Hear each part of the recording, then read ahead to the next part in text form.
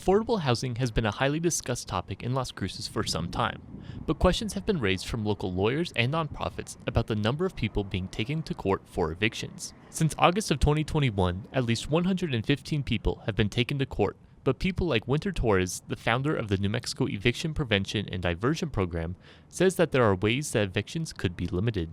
When we're working with folks who are vulnerable or in need, it takes real human beings to do outreach and play sort of, a mid role between the landlords and the tenants.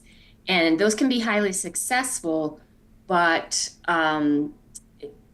they kind of don't get funded very often. Once these evictions take place, the former tenants face a new set of issues. Waitlists for assistance through the Housing Authority are anywhere between 2 and 6 years long, but now they also have to serve a probationary period before they can get back in line. Any sort of subsidized housing, if you get evicted, you will lose your voucher. So then you are barred for at least a certain amount of time from being able to get another voucher. So you can't even get in line again. And so it really puts our most vulnerable folks at risk for homelessness. People who get taken to court for evictions end up at the Doña Ana County Magistrate Court. However, according to one attorney we talked with, these eviction hearings may not even have an attorney present. When you look at these cases, regardless of whether it's a property manager who is through the Housing Authority or whether it's a property manager that's through a private company, none of them are attorneys. Emma Stahl is a lawyer who has dealt with evictions extensively through her career. She says that legal issues like these are hard to comprehend even with legal training. It's hard for even attorneys to look at federal regulations and then advisory opinions that come out and say, this is exactly how this should be applied, right? So how are non-attorneys supposed to understand all of these federal regulations and advisory opinions and statutes and say, this is exactly how this is supposed to play out? So I do think that there's a fundamental issue in terms of training. Stahl says that this lack of training has real effects for tenants facing issues. Things like reasons for evictions, right to request documents, and rights to grievance procedures are supposed to be in the eviction notices from the public housing programs, but are sometimes missing. So with this case in particular that I pulled, one of the things that I immediately noticed was the tenant received a document informing her that she was behind on her rent. She had to pay it within 14 days, and if she didn't, she needed to leave.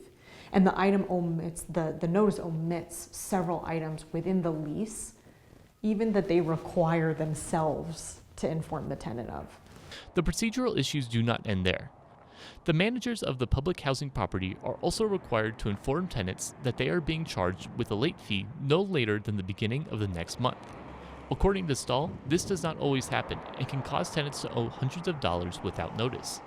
I have looked through this tenant's, the documents filed with the petition that they filed against her, and repeatedly in the ledger, there are late fees, late fees, late fees, late fees for over a year, and there are no late fee notices included for any of those late fees. Stahl also says that the CARES Act, passed in 2020, requires landlords of subsidized properties to give tenants a 30-day notice of non-payment of rent, something that sometimes does not happen.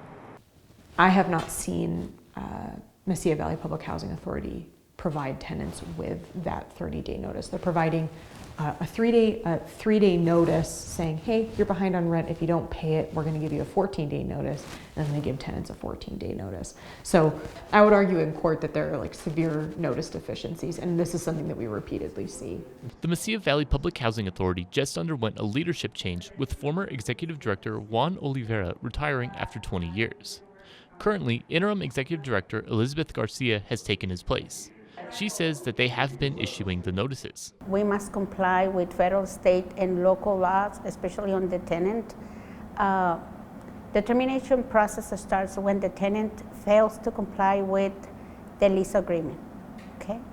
And once they fail, we start issuing notices, telling them, this is a non-compliance, and we start giving like a 3-day notice and then 30-day notice.